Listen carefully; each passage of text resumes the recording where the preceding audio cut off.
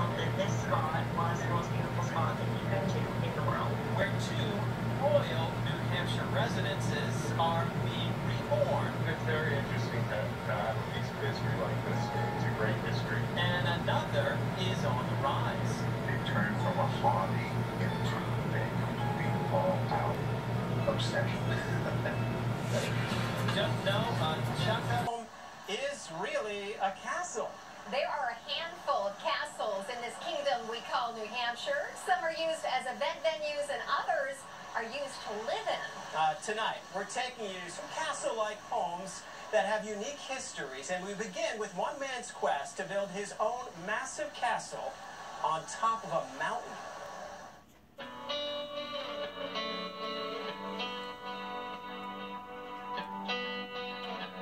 In the shadow of the White Mountains, Thornton, New Hampshire is surrounded by stunning views and rugged terrain, acres of trees and rocks that couldn't stand in the way of one man's dream. It's actually inside the National Forest. It was a really rare find. It was a little oasis of private property, completely surrounded by the National Forest.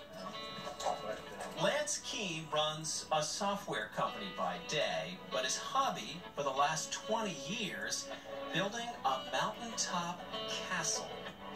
Our view is absolutely extraordinary, and I thought, I have to do something really extraordinary with this property. It all started in the late 90s when Lance purchased this site on Cone Mountain and had a moment of inspiration. I was passing by the country club in Bethlehem, and it had this round turret up in the front, and I thought, wouldn't it be cool if I built a castle? And that was the moment. Sure, build a castle. Easier said than done. So I got a number of problems in doing this project. I'm building $1 million house, but I don't have $1 million. I've never designed anything before, and I've never built anything before, but none of these are all excuses. This is my 3D model of the castle. You can see the terraces there. Using his own plans, which are approved by engineers, he started clearing and prepping the mountainside site. Oh yeah, there it is. So that was the first blast. Just creating the foundations for his 7,500 square foot medieval castle took years. Up there on top of the living room, we're going to have an open deck.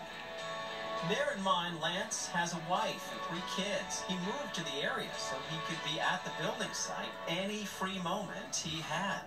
It turned from a hobby into a passion, into a complete all-out obsession. And that's where we're at now. For 20 years, he's been working to get the massive foundation and terraces in place, sometimes risking his life on the steep terrain. I was over here doing something stupid on the cliff, and I went right over, landed upside down in a tree. Kimball Castle, as it's known, will be a model of efficiency using geothermal and solar. Still a lot of work to do before we can move in. Lance hopes he'll be moving into his finished castle by 2023.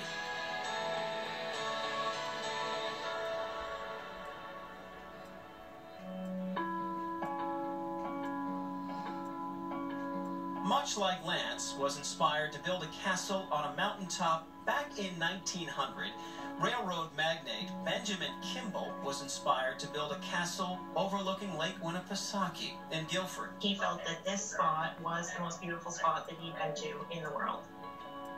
Using stone quarried on site, one of the most famous castle homes in New Hampshire rose above the lake. He hired 100 stonemasons that he put on a ship here on Winnipesaukee, and they built the castle. By the time Melissa Starkey and her husband purchased the property in 2018, the famed Kimball Castle had been abandoned for decades and left in disrepair. What kind of reactions do you get when you say, oh, yeah, we own that castle?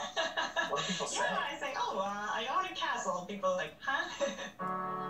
despite the condition, this couple had a dream. And when we saw Kimball Castle for the first time, we fell in love with it and couldn't unsee it, and it was basically everything that we were looking for in a venue. They want this spot to be a stunning wedding destination, which could help bring this unique piece of history back. If they get approval, they hope to hold 10 weddings as phase 1.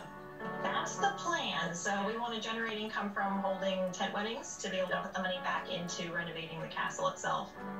The couple has already made improvements to the adjacent innkeeper's house, which could house a bridal party. In the meantime, anyone can rent the house for short-term vacation stays. But Kimball Castle itself remains off-limits for now. Over the years, the inside has been vandalized, waiting quietly to return to its original glory. We appreciate your support and interest in the castle, but it is not open for public viewing at this time, so please refrain from coming up to the property.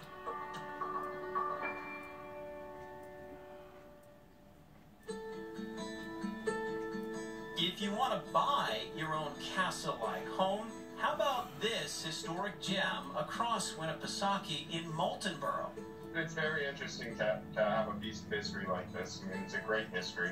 Ryan Crowley grew up summering at what is known as the Kona Mansion Inn. His family bought the famed estate and its 85 acres in 1971.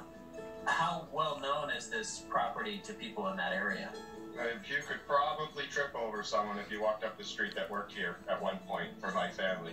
Long before Brian was working these historic hallways, this secluded site caught the eye of a wealthy businessman from Boston.